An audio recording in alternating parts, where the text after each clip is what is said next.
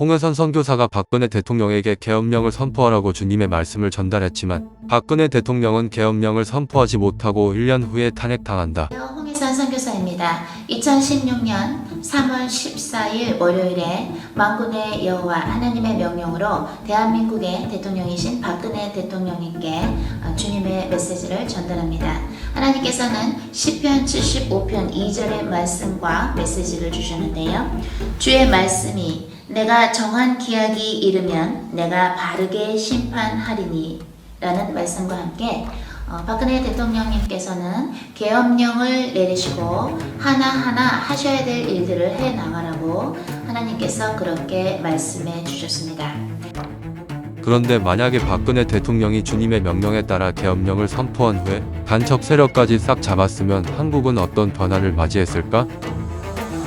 일단 간첩 문재인이 대통령이 되는 일이 없었을 것이다.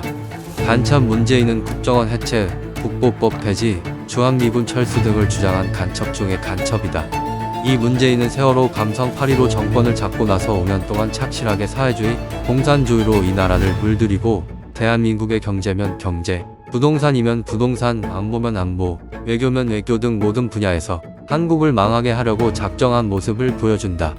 일단 문재인이 한 일들을 보면 400조 빚더미, 무역수지 마이너스, 한전 마이너스, 출산율 영명대, 부동산 가폭 등 중국의 군사기밀 유출, 대한민국 공산화 추진, 북한 막는 군사시설 대량 철거 등 수많은 간첩질 중에서 조금만 추린 것들만 봐도 나라를 북한에 넘기기 위해 최선을 다한 간첩 중의 간첩임을 알 수 있다.